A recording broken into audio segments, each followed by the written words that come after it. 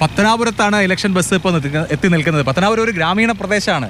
നമ്മൾ ഒരുപാട് യാത്രകൾ പലപ്പോഴും ഇലക്ഷൻ യാത്രയൊക്കെ ചെയ്തിട്ടുണ്ടെങ്കിൽ ഇത്തവണത്തെ നമ്മുടെ യാത്രയുടെ ഒരു പ്രധാനപ്പെട്ട പ്രത്യേകത നമ്മൾ ഈ യാത്ര സാധാരണക്കാരുടെ വാഹനമായ KSRTC ബസ്സിലാണ് എന്നതാണ്. ആ KSRTCയുടെ മുതലാളി KSRTCയുടെ സാരഥി ശ്രീ KB ഗണേഷ് കുമാർ ഗതാഗത മന്ത്രിയാണ് ഇപ്പോൾ നമ്മുടെ ഒപ്പം ഉള്ളത്. പത്തനാപുരത്തിന് KB ഗണേഷ് കുമാറിനെ പ്രത്യേകിച്ച് പരിചയപ്പെടുത്തേണ്ട കാര്യമില്ല എന്നതാണ് ഒരു തെരഞ്ഞെടുപ്പിലെ ഏറ്റവും പ്രധാനപ്പെട്ട കാര്യം. ആ സ്ഥാനാർത്ഥിയെ ആ മണ്ഡലത്തിൽ എല്ലാവർക്കും അറിയാമെന്നാണ്. അങ്ങനെയാണെങ്കിൽ ആ അഡ്വാൻറ്റേജിലാണ് തുടങ്ങുന്നത് തന്നെ അല്ലേ? തീർച്ചയായിട്ടും കൊച്ചു കുഞ്ഞുങ്ങൾക്ക് പോലും സുപരിചിതനാണ്. അവർക്കും എന്നോട് എന്തും പറയാം. അതാണ് കൊച്ചു കുഞ്ഞുങ്ങൾക്ക് വരെ നാടിൻ്റെ നന്മയ്ക്ക് വേണ്ടി ഇന്നത് വേണം അങ്കിൾ എന്ന് പറയാനുള്ള ഒരു സ്നേഹമുള്ള ഒരു നാടാണ്. കാൽ നൂറ്റാണ്ടായിട്ട് MLA ആണ്. അതെ. അപ്പോൾ ആളുകൾക്ക് ഒരു മാറ്റമൊക്കെ വേണമെന്ന് തോന്നില്ലേ? എപ്പോഴും നമുക്ക് ഒരേ MLA മതിയോ? അങ്ങനെ തോന്നാലോ? ഇല്ല, അങ്ങനെ തോന്നുന്നില്ല. കാരണം എന്നെ അത്ഭുതപ്പെടുന്ന ഒരു കാര്യം, എനിക്ക് ഹൃദയത്തിൽ ഏറ്റവും സന്തോഷം തരുന്നതായിരിക്കും. ഇപ്പം നമ്മൾ വെറുതെ ഒന്ന് അനൗൺസ് ചെയ്യാം, ഗണേഷ് കുമാർ വരുന്നു എന്ന് പറഞ്ഞ് നിങ്ങൾ വണ്ടി അങ്ങോട്ട് വിടുക. എല്ലാ വീട്ടിൻ്റെ മുമ്പിലും സഹോദരിമാരും കുഞ്ഞുങ്ങളും മുതിർന്നവരും എല്ലാവരും ഇറങ്ങി വരും ഒന്ന് കാണാൻ. 25 വർഷം എന്നെ കണ്ടിട്ടും അവർക്ക് എന്നുള്ള സ്നേഹം കുറഞ്ഞില്ല എന്നുള്ളതാണ് എൻ്റെ അഡ്വാൻറ്റേജ്. ഇപ്പം ഇയാളെ 25 കൊല്ലമായിട്ട് കാണുന്നില്ല, എന്തോ ഒന്ന് കാണാൻ എന്ന് ചിന്തിക്കില്ല. എല്ലാവരും ഓടി വരും എന്നോടുള്ള സ്നേഹം കൊണ്ടാണ്. അത് രാഷ്ട്രീയമല്ല, അത് ജാതിയല്ല, അത് മതമല്ല. ഏറ്റവും വലിയ വിവാദങ്ങളുടെ ഒത്ത നടുക്ക് നിൽക്കുമ്പോഴും ഒരു ബൈറ്റ് വന്നത് ഞാൻ ഓർക്കുന്നുണ്ട്. ഇവരോടൊക്കെ ചോദിച്ചു നോക്കുക, ഗണേഷ് വേണോ വേണ്ടോ എന്ന് ചോദിച്ചു നോക്കുന്ന കോൺഫിഡൻസോടെ ഒരു ജനക്കൂട്ടത്തിൻ്റെ ഇടയിൽ ചെന്ന് പറയാനുള്ള ധൈര്യം കാണിക്കുന്ന ഒരു നേതാവാണ്. നമ്മൾ എപ്പോഴും KB ഗണേഷ് കുമാറിൻ്റെ ഒരു കൗതുകം, ആരോഗ്യമന്ത്രി ഡോക്ടറാവണോ എന്നൊക്കെ ചോദിക്കുന്ന ചോദ്യങ്ങളൊക്കെ വരാറുണ്ട്. പക്ഷേ KB ഗണേഷ് കുമാർ ഏത് പുതിയ വണ്ടി ഇറങ്ങിയാലും ആദ്യം ഓടിച്ചു നോക്കുന്നത്, KSRTCയുടെ വണ്ടി ഓടിച്ചു നോക്കുന്നത് ഗണേശാവും. അപ്പോൾ നമുക്ക് ഈ വണ്ടിയിലൊന്ന് ഓടിച്ചാൽ നന്നായി. ഓക്കെ, അപ്പോൾ നമ്മൾ മന്ത്രിയെയും കൊണ്ട് നമ്മുടെ ഇലക്ഷൻ ബസ്സിലേക്ക് കയറുകയാണ്. നേരത്തെ പറഞ്ഞതുപോലെ KSRTC ബസ് മന്ത്രിയെ കൊണ്ട് പണിയെടുപ്പിക്കണം, വണ്ടി ഓടിച്ച്. യെസ്, ഇതാണ് നമ്മുടെ എന്ന് പറയാൻ പറ്റില്ല, KSRTC കാരണം ഇത് ജനങ്ങളുടേതാണല്ലോ. ജനങ്ങളിലാണെന്ന് നമ്മൾ തെളിയിക്കാനും പറ്റി ഇത് നമ്മുടേതാണ് എന്ന്. ഇപ്പോൾ കേരളത്തിലെ ജനങ്ങൾ പറയുന്നത് KSRTC അത് ഞങ്ങളുടേതാണ് എന്ന് പറയുമ്പോൾ നമ്മുടേതാണ്. ആ സീറ്റിൽ പോകണ്ടേ? അങ്ങ് പോകണ്ടേ? യെസ്, ഇതിലേ പോകാൻ പറ്റില്ല. ഇതിൽ പറ്റില്ലല്ലോ, കയറാം. യെസ്, അപ്പോൾ ഗതാഗത മന്ത്രി KB ഗണേഷ് കുമാർ നമ്മുടെ ഇലക്ഷൻ എക്സ്പ്രസ്സിൽ യാത്ര നമ്മളോടൊപ്പം ഒരുപാട് പേര് ഗസ്റ്റുകളായിട്ട് കഴിഞ്ഞ ദിവസമൊക്കെ ഇന്നലെ തൊട്ട് വരുന്നുണ്ട് മിനിസ്റ്റർ. പക്ഷെ അവരൊക്കെ സീറ്റിലിരുന്നാണ് ഞങ്ങളോട് സംസാരിച്ചത്. അവരൊക്കെ യാത്രക്കാരായിരുന്നു. ഞങ്ങളുടെ സാരഥിയായിട്ട് തന്നെ മിനിസ്റ്റർ ഡ്രൈവിംഗ് സീറ്റിലാണ് മിനിസ്റ്റർ.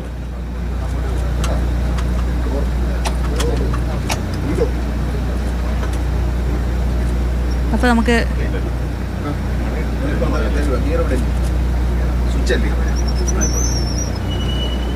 നമ്മുടെ സാരഥിയെ കൂടെ ഒന്ന്, ഇതാണ് വണ്ടിയുടെ യഥാർത്ഥ സാരഥി. അതെ, അത് അണിയറയിൽ മാത്രം നിൽക്കുന്ന ഒരാളാണ്. ഇപ്പം ഞങ്ങളുടെ കൂടെ കൂടിയിട്ട് ഭയങ്കര ആവേശത്തിലാണ് മിനിസ്റ്റർ. ഞങ്ങളുടെ കൂടെ ഫുൾ യാത്ര വരാമെന്ന് പറഞ്ഞു. ഇല്ല, 3 ദിവസത്തേക്ക് വന്ന ആളായി. 3 ദിവസത്തേക്കാണ് ഞങ്ങളുടെ കൂടെ വന്നത്. പക്ഷെ ഇപ്പം ഞങ്ങളോട് പറഞ്ഞു 10 ദിവസം നിങ്ങളുടെ കൂടെ നിന്നിട്ടേ പോകുന്നുള്ളൂ എന്ന് പറഞ്ഞു. റിവേഴ്സ് വേണ്ട, ഡ്രൈവ് ചെയ്തല്ലേ, ഡ്രൈവൊക്കെ ഞെക്കി മാഞ്ഞു പോയി. അതാണ് ഞാൻ നോക്കി. ഡോർ അടയ്ക്കണ്ടേ? യെസ്, ഒരു ഫോട്ടോ ഞങ്ങളെല്ലാവരും ഉണ്ടോ?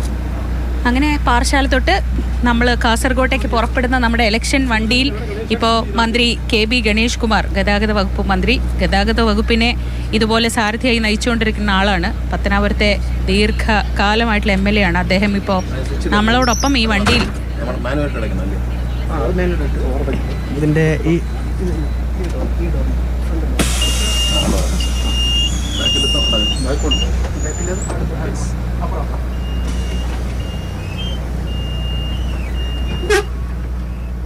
അപ്പോൾ വണ്ടി സെറ്റാണ്. ഇനിയിപ്പോൾ ഇത് തെരഞ്ഞെടുപ്പ് വണ്ടിയുടെ കാര്യം പറഞ്ഞാൽ ഇടതുപക്ഷ ജനാധിപത്യ മുന്നണി സർക്കാർ കഴിഞ്ഞ 10 കൊല്ലമായി ഭരിക്കുകയാണ്.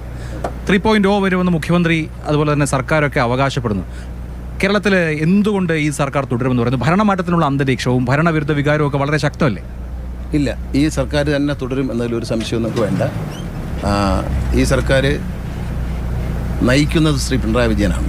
അദ്ദേഹത്തിൻ്റെ നേതൃത്വ പാഠവം 10 വർഷം കൊണ്ട് കേരളത്തിൽ തെളിയിക്കപ്പെട്ടു എന്നതാണ് ഇതിൻ്റെ ഏറ്റവും വലിയ ഒരു പ്രത്യേകതയായി നമ്മൾ പറയുന്നത്. കേരളത്തിലെ ജനങ്ങൾ ആഗ്രഹിച്ച വികസനങ്ങൾ, കേരളം എങ്ങനെ വളരണമെന്ന് ആഗ്രഹിച്ചു ആ നിലയിൽ കേരളത്തെ വളർത്തിയെടുക്കാൻ ഇടതുപക്ഷ സർക്കാരിന് കഴിഞ്ഞിട്ടുണ്ട്.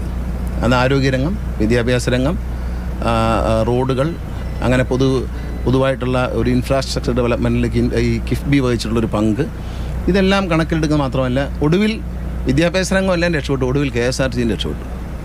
അപ്പോൾ അതൊരു വലിയ അഡ്വാൻറ്റേജ് ആയിട്ടാണ് നമ്മളിതിനെ കാണുന്നത്. മുന്നോട്ട് പോവുകയാണ്. അതുപോലെ മുന്നോട്ട് പോവുമോ ഈ 3.0 എന്ന നിലയ്ക്ക്? വളരെ ആത്മവിശ്വാസത്തോടെയാണ് ഇപ്പോൾ ഓരോ വകുപ്പിലുള്ളവരും പറയുന്നത്. നമുക്ക് ജനങ്ങൾക്ക് വേണ്ടി ചെയ്തു കൊടുക്കാൻ പറ്റുന്നതിൽ അത്രയും ചെയ്തു കൊടുത്തു എന്നാണ്.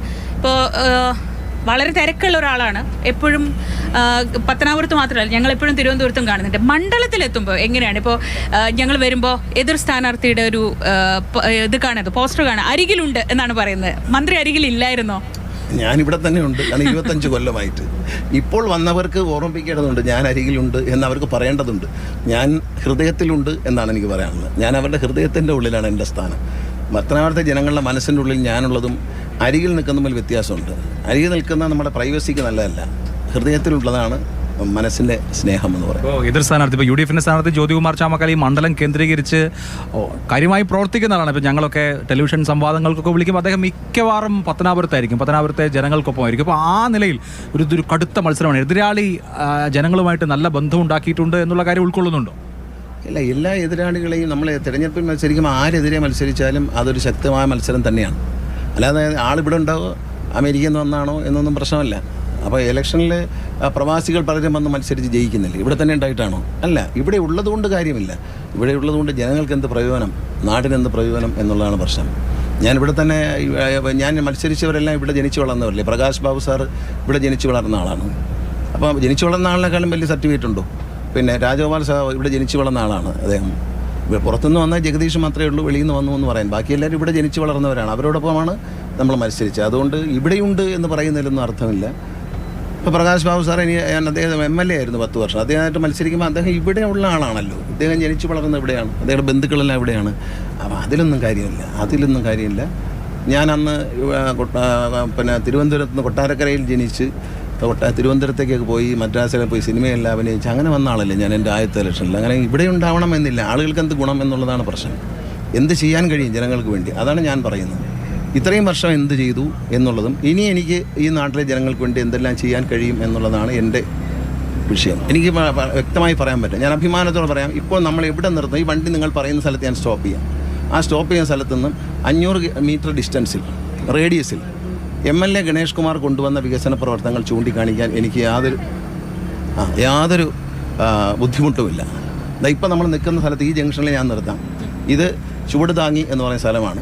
എലിക്കാട്ടൂർ പാലത്തിനരികിലെ ചുവട്. ഈ റോഡിന് 4.5 കോടി രൂപ ഇപ്പം ഞാൻ അനുവദിച്ചിട്ടുണ്ട്. ഈ പാലം പണിയിച്ചത് ഞാനാണ്, ഈ റോഡ് പണിത് വൃത്തിയാക്കിയത് ഞാനാണ്. ഇത് ഇങ്ങോട്ട് പോകുന്ന വഴിക്ക് IMAX ലൈറ്റുകൾ, ഇങ്ങനെ ചെറുതും വലുതുമായ, മാത്രമല്ല ഇവിടെ എല്ലാം കൂടി ഓരോ ചവിട്ടടിയിലും വികസനമുണ്ട്. ഈ നടന്നു പോകുന്ന വഴിയുടെ അടി മുഴുവൻ ഞാൻ പൈപ്പടിച്ചിട്ടുണ്ട്. ഞാൻ കൊണ്ടുവന്ന കുടിവെള്ള പദ്ധതിയാണ്. തിരുവനന്തപുരം നഗരത്തിൽ 3 പ്ലാന്റുകളാണുള്ളത്. പക്ഷേ പത്തനാപുരം നിയമമണ്ഡലത്തിൽ ജലശുദ്ധീകരണത്തിൻ്റെ വലിയ മെഗാ 3 പ്ലാന്റുകളുണ്ട്. എല്ലായിടത്തും വെള്ളം കൊണ്ടുവരാൻ ഞാൻ വർഷങ്ങൾ 2002 മുതൽ എൻ്റെ കഷ്ടപ്പാടിൻ്റെ ഫലമാണ് ഈ കുടിവെള്ള പദ്ധതിയെല്ലാം. അല്ലാതെ പെട്ടെന്നൊരു ദിവസം രാവിലെ തൊട്ടടുത്ത മുനിസിപ്പാലിറ്റിയിൽ പോലുമില്ല. പുനലൂർ മുനിസിപ്പാലിറ്റി ഉണ്ട്, കൊട്ടാരക്കരയുണ്ട്, അടൂരുണ്ട്, അവിടെ ഒന്നും സമ്പൂർണ്ണ കുടിവെള്ളമില്ല. പക്ഷേ ഇവിടെ എല്ലാ വീട്ടിലും കുടിവെള്ളം കൊടുത്തിട്ടുണ്ട്, എല്ലാ വീട്ടിലും കണക്ഷനുണ്ട്, എല്ലാവർക്കും വെള്ളമുണ്ട്.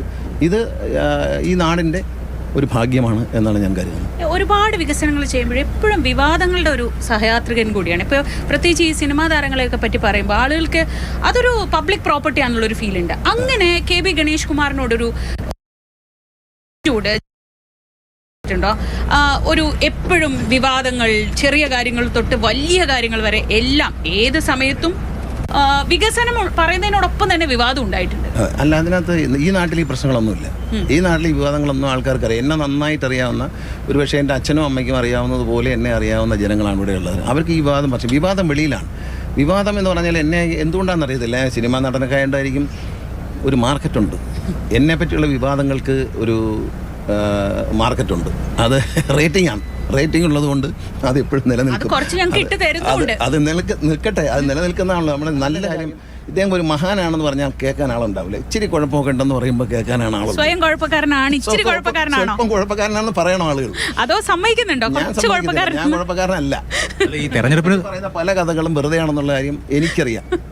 തെരഞ്ഞെടുപ്പിന് തൊട്ട് മുമ്പാണ് ഒരു വലിയ വിവാദം വന്നത്. ഭാര്യ ടെലിവിഷൻ ചാനലിനോട് സംസാരിച്ചു, മന്ത്രി രാജിവെക്കേണ്ടി വരും മന്ത്രിസഭാ യോഗത്തിന് തൊട്ട് മുമ്പെന്നൊരു പ്രതീതി വന്നു. പക്ഷേ പിന്നീട് അത് കോംപ്രമൈസ് ചെയ്തു. കുടുംബ പ്രശ്നം എന്നിപ്പോൾ ഇന്നലെ മുഖ്യമന്ത്രി അദ്ദേഹത്തിൻ്റെ അഭിമുഖത്തിലും പറഞ്ഞു. പക്ഷേ ആ വിഷയങ്ങൾ പൊതുമണ്ഡലത്തിൽ ഉണ്ടായ കാര്യങ്ങൾ അത് അവിടെ തന്നെ നിൽക്കുകയല്ലേ?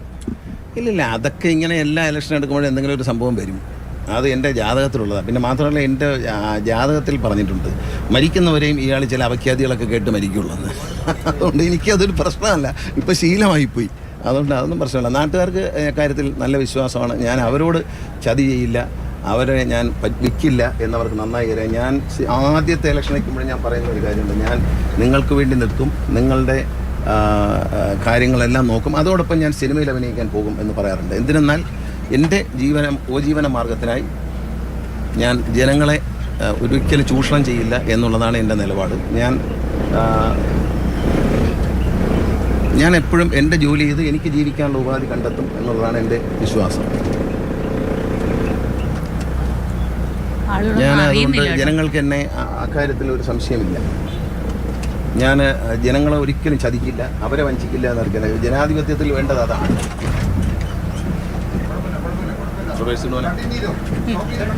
അന്ന് നടത്തിയിട്ടുള്ള പ്രതികരണം പിന്നീട് വേണ്ടായിരുന്നു എന്ന് തോന്നിയിട്ടുണ്ട്, അത് അപക്വമായിരുന്നു എന്ന് തോന്നിയിട്ടുണ്ട്. അന്ന് പറഞ്ഞല്ലോ 5000 പ്രണയങ്ങൾ എന്നൊക്കെ പറഞ്ഞു. പ്രണയങ്ങൾ ഉദ്ദേശിച്ച് തെറ്റിദ്ധരിച്ചതാണ്. ഈ പ്രണയം എന്ന് പറഞ്ഞാൽ പുരുഷൻ സ്ത്രീയുള്ള പ്രണയം മാത്രമല്ല.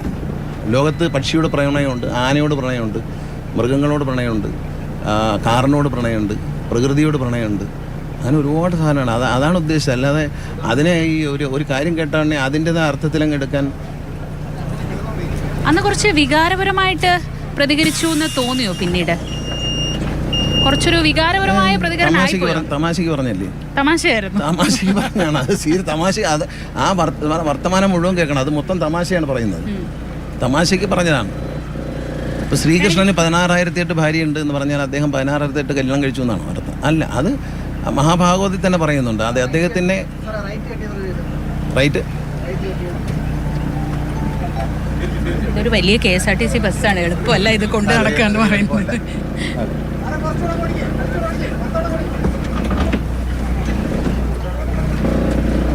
നേരെ കൊണ്ടങ്ങ് പോകും, പുല്ലൂർ ഭാഗത്തേക്ക് പോകും, തിരിയാൻ പാടായി.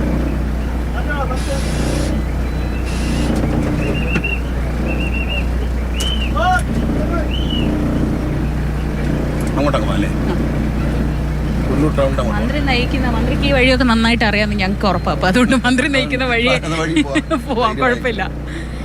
ഈ KSRTC ബസ് കൊണ്ടു നടക്കുന്ന പോലെ തന്നെ ഈ വകുപ്പും അത്ര എളുപ്പമായിരുന്നില്ല കൊണ്ടു നടക്കാൻ, അല്ലേ?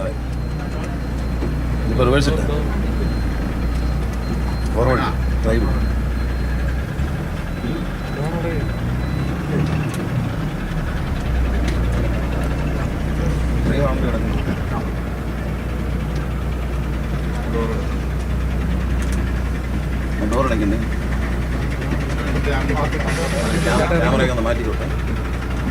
അവിടെ സേഫായ ഞാൻ നിർത്തി തരാം. കൈമാറ്റും മനു.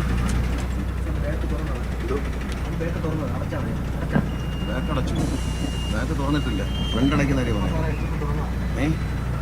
ബാക്ക് ഇപ്പോൾ തുറന്നു. എന്തിനാ?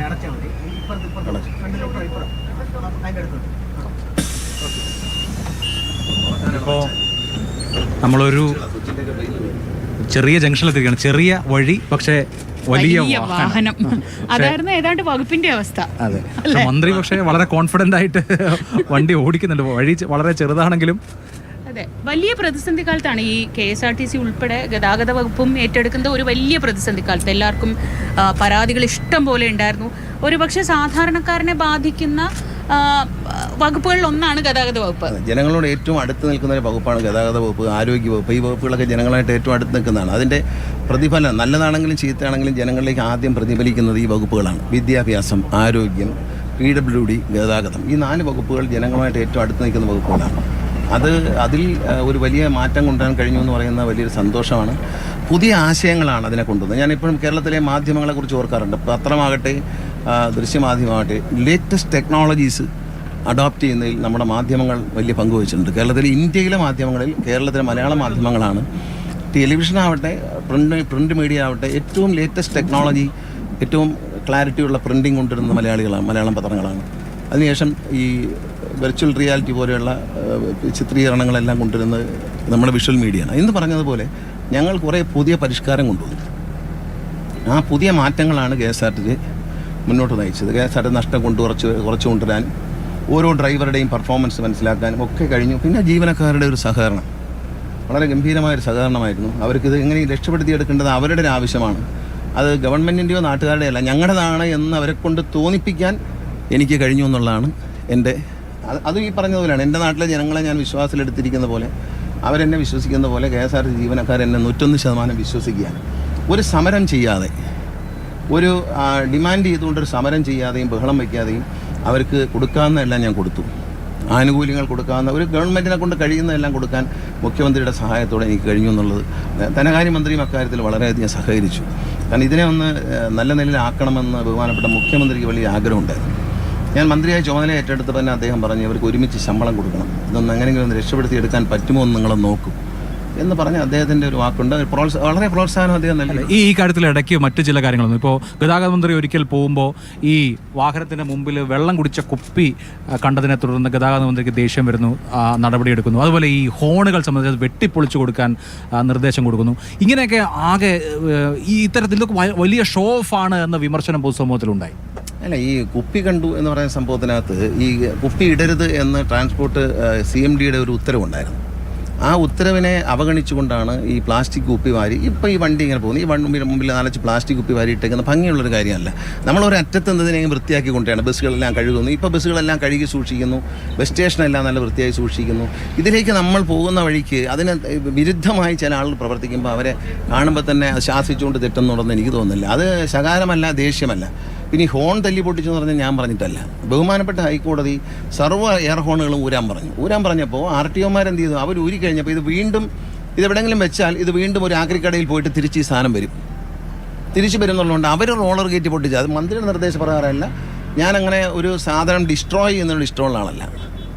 ഡിസ്ട്രോയ് ചെയ്യുന്ന എനിക്കിഷ്ടമല്ല. പക്ഷേ അത് ഡിസ്ട്രോയ് ചെയ്യാൻ അവർ കണ്ടെത്തിയ മാർഗ്ഗം റോളർ ഗേറ്റ് എന്നുള്ളതാണ്. അത് ഉദ്യോഗസ്ഥന്മാർ കണ്ടെത്തിയൊരു മാർഗ്ഗമാണ് അത്. അപ്പോൾ അവരോട് ഞാൻ ചോദിച്ചപ്പോൾ അവരെന്നോട് പറഞ്ഞ ആൻസർ, ഇത് തിരിച്ചു വരും സാർ, ഇത് പോയി കഴിഞ്ഞാൽ ഇത് ആക്രി കടകളിൽ പോകും. നമ്മളെ ഓഫീസ് തന്നെ എവിടെയെങ്കിലും ഡംപ് ചെയ്തിരുന്ന ആരെങ്കിലും ഭാര്യ ആക്രിയുടെ കൂടെ പോയിക്കും, ആക്രി കടയിൽ പോയിട്ട് വീണ്ടും ഇത് ഈ വണ്ടിയിലേക്ക് തന്നെ തിരിച്ചു വരും. അതുകൊണ്ട് ഞങ്ങൾ ഡിസ്ട്രോയ് ചെയ്തതാണ് എന്ന് പറഞ്ഞു. അത് മാത്രമല്ല, വേറെ ചെയ്തിട്ടുണ്ട്. കാരണം ബഹുമാനപ്പെട്ട ഹൈക്കോടതി പറഞ്ഞു, ഈ ഭയങ്കര സൗണ്ട് വരുന്ന ഓഡിയോ സിസ്റ്റംസ്, ഒരു സിസ്റ്റത്തിന് 8 ലക്ഷം രൂപ മുതൽ 10 ലക്ഷം രൂപ വിലയുണ്ട്.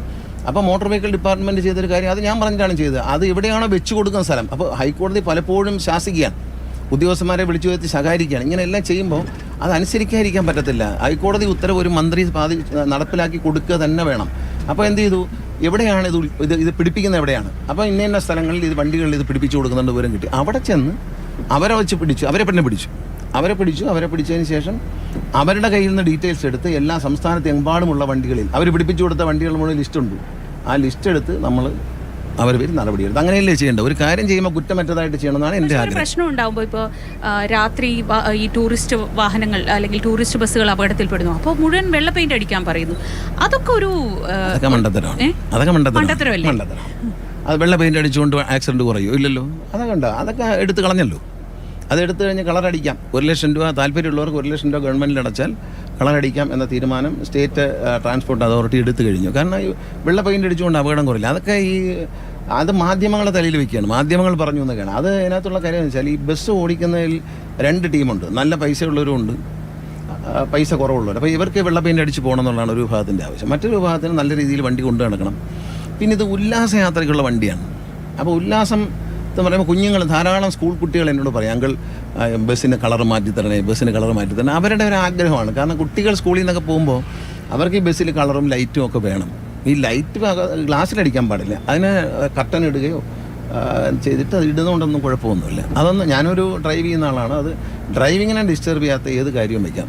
അമിതമായ സൗണ്ടൊന്നും പാടില്ല. കോടതി പറയുന്ന പോലെ അമിതമായ സൗണ്ട്. ഇനി എയർ ഹോൺ ഉപയോഗിച്ച് ആളുകളെ വല്ലാതെ ശല്യം ചെയ്യുക, വല്ലാതെ, അത് പ്രത്യേകിച്ച് നമ്മൾ തൃശ്ശൂർ പാലക്കാട് റൂട്ടിലൊക്കെ പോയി നോക്കണം. വല്ലാതെ അടിച്ചിട്ട് മറ്റ് കാറിൽ പോകുന്നവരും ബൈക്കിൽ പോകുന്നവരൊക്കെ വളരെ ബുദ്ധിമുട്ടാണ്. നമ്മൾ ആ ബുദ്ധിമുട്ടും കൂടി പരിഗണിക്കണം. തീർച്ചയായിട്ടും. മറ്റ് ഒരു പ്രധാനപ്പെട്ട കാര്യമുള്ളത്, ഈ തവണത്തെ UDF അല്ലെങ്കിൽ കോൺഗ്രസിൻ്റെ പ്രധാനപ്പെട്ട ഗ്യാരണ്ടി എന്ന് പറയുന്നത് KSRTCയിലെ സ്ത്രീകൾക്കുള്ള സൗജന്യ യാത്രയാണ്. മറ്റ് സംസ്ഥാനങ്ങൾ, നമ്മുടെ അയൽ സംസ്ഥാനങ്ങളിലടക്കം അത് പ്രായോഗവൽക്കരിച്ചിട്ടുണ്ട്. അപ്പോൾ KSRTC ഈ തെരഞ്ഞെടുപ്പ് വിഷയമാണ്. സ്ത്രീകൾക്ക് സൗജന്യ യാത്ര എന്നുള്ള വലിയ പ്രോമിസ് വരുന്നു. അപ്പോൾ അത് UDFന് അനുഗുണമായ ഒരു സാഹചര്യം ഉണ്ടാക്കില്ല. KSRTCക്ക് അങ്ങനെ സൗജന്യ യാത്ര കൊടുത്ത് നന്നായി നടത്താൻ കഴിയുന്ന ഒരു സാഹചര്യമുണ്ട്. കൊടുക്കാൻ പറ്റുന്ന സാഹചര്യം അല്ല കെ എസ് ആർ ടി ഇപ്പം തന്നെ ഒരു മാസം ഏതാണ്ട് 50 കോടി രൂപയിലധികം, ഇപ്പോൾ അടുത്ത മാസം മുതൽ 55 കോടി രൂപ കെ എസ് ആർ ടി കൊടുത്താൽ മാത്രമേ ശമ്പളം പുതുക്കിയ DA കൂടെ കൊടുത്തുകൊണ്ട് ശമ്പളം കൊടുത്ത് പോകാൻ കഴിയും. ഗവൺമെൻറ്റാണ് കൊടുക്കുന്നത്. ഇതുകൂടാതെ പെൻഷൻ്റെ പണം മുഴുവൻ കൊടുക്കുന്നത് ഗവൺമെൻറ്റാണ്. സഹകരണ ബാങ്ക് വഴി പെൻഷൻ മുടങ്ങാതെ കൊടുക്കുകയും ആ പണം ഇയർലി പലിശയോടുകൂടി ഗവൺമെൻറ് അടച്ചു കൊടുക്കുകയും ചെയ്യുന്ന 10,000 കോടി രൂപയാണ് പിണറായി സർക്കാർ KSRTCക്ക് വേണ്ടി ഇതുവരെ കൊടുത്തിരിക്കുന്നത്. 10,000 കോടിക്ക് മുകളിൽ എത്തിക്കഴിഞ്ഞു. അതിൻ്റെ കൂടെ ഈ സ്ത്രീകൾക്ക് സൗജന്യം അനുവദിക്കാന്ന് പറഞ്ഞാൽ ഏത് സ്ത്രീകൾക്കെന്ന് പറയുന്നില്ല. BPL കാർഡുള്ളവർക്കാണോ പാവപ്പെട്ടവർക്കാണോ അതോ 2 ലക്ഷം രൂപ ശമ്പളം വാങ്ങുന്ന ഒരു ഡോക്ടർക്കോ അല്ലെങ്കിൽ ഒരു ടീച്ചർക്കോ അങ്ങനെയുള്ള 1.5 ലക്ഷം രൂപ ശമ്പളം കിട്ടുന്ന ആൾക്കാർക്കാണോ ഈ സൗജന്യം എന്ന് പറഞ്ഞില്ല. എവിടെയാണ് സൗജന്യം എന്ന് പറഞ്ഞില്ല. സൗജന്യം എന്നേ പറഞ്ഞില്ല. ഇപ്പോൾ ഞങ്ങൾ ക്യാൻസർ രോഗികൾക്ക് സൗജന്യം കൊടുത്തു. ക്യാൻസർ പേഷ്യൻസ് കീമോയ്ക്കും റേഡിയേഷനും പോകുന്നവർക്ക് അവർ താമസിക്കുന്ന സ്ഥലത്ത് നിന്നും അവർക്ക് എത്തേണ്ട ഹോസ്പിറ്റലിലേക്ക് പോകാൻ പരിപൂർണമായി സൂപ്പർ ഫാസ്റ്റ് മുതൽ താഴോട്ടാണ്, ചെറിയ സംഖ്യയല്ല, സൂപ്പർ ഫാസ്റ്റ് മുതൽ താഴോട്ട് എല്ലാ വണ്ടികളും ഉപയോഗിക്കാം എന്ന ഒരു കൺസെഷൻ കൊടുത്തു. ആ കൺസെഷൻ ഒരു കാൽക്കുലേഷനുണ്ട്. ഇയാൾ എന്നും രോഗിയായിരിക്കണമെന്നില്ല, രോഗം മാറണം. അതുകൊണ്ടാണ് ആ കാർഡിന് ഞാൻ ഹാപ്പി ലോങ് ലൈഫ് എന്ന് പേരിട്ടത്. ഞാനിട്ട പേരാണ് അത്. ഒരിക്കലും ഒരു രോഗിക്കാണെന്നോ താനൊരു രോഗിയാണെന്നോ അവർക്ക് തോന്നത്തില്ല. സർവൈവ് ചെയ്യുന്നതിന് വേണ്ടിയിട്ടുള്ള ഒരു ഗ്രീറ്റിംഗ് ആയിട്ടാണ് ആ കാർഡിനെ ഞങ്ങൾ കാണുന്നത്. അപ്പോൾ അത്തരം സൗജന്യങ്ങളൊക്കെ അനാവശ്യമായ ആളുകൾ ആഗ്രഹിക്കാത്ത സൗജന്യം എന്താണ്? തമിഴ്നാട് ട്രാൻസ്പോർട്ട് കോർപ്പറേഷൻ്റെ MD യുമായിട്ട് ഞാൻ കഴിഞ്ഞ ദിവസം സംസാരിച്ചിരുന്നു. സിറ്റിയിൽ മാത്രമാണ് തമിഴ്നാട് ട്രാൻസ്പോർട്ട് കോർപ്പറേഷൻ ലോക്കൽ ബസ്സുകൾ മാത്രമാണ് കൺസെഷൻ കൊടുക്കുന്നത്. അത് തന്നെ അവർക്ക് വലിയ നഷ്ടമാണ്. കർണാടക ട്രാൻസ്പോർട്ട് കോർപ്പറേഷൻ പ്രതിസന്ധിയിലാണെന്ന് കേരളത്തിലെ മാധ്യമങ്ങൾ തന്നെ പറയുന്നുണ്ട്. കാരണം അവർ പ്രതിസന്ധിയിലേക്ക് നീങ്ങിക്കഴിഞ്ഞു. കാരണം അത്രയും പണം കോമ്പൻസേറ്റ് ചെയ്യുന്നില്ല ഗവൺമെൻറ്.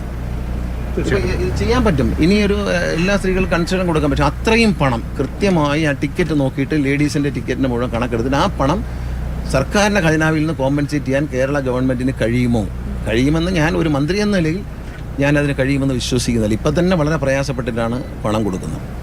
അതുകൊണ്ട് എന്തായാലും ഈ തെരഞ്ഞെടുപ്പിന്റെ തിരക്ക് പിടിച്ച സമയത്ത് ഇത്രയും ദൂരം തന്നെ ഞങ്ങൾ വണ്ടി ഓടിപ്പിച്ചു. ഇനി ഇതിൽ കൂടുതൽ വണ്ടി ഓടിപ്പിക്കുന്നത് ശരിയല്ല. അതുകൊണ്ട് ഒരു അടുത്ത നല്ല ജംഗ്ഷൻ നോക്കി അല്ലെങ്കിൽ സ്ഥലമുള്ളിടത്ത് നോക്കി നിർത്താം. അതുപോലെ ഇഷ്ടംപോലെ സ്ഥലം കിട്ടട്ടെ തെരഞ്ഞെടുപ്പിലും ജനാധിപത്യത്തിലും ഒക്കെ എന്ന് ഞങ്ങൾ വിഷ് ചെയ്യുന്നു. Wish you all the very best. വലിയൊരു വിജയം ഉണ്ടാവട്ടെ. Thank you.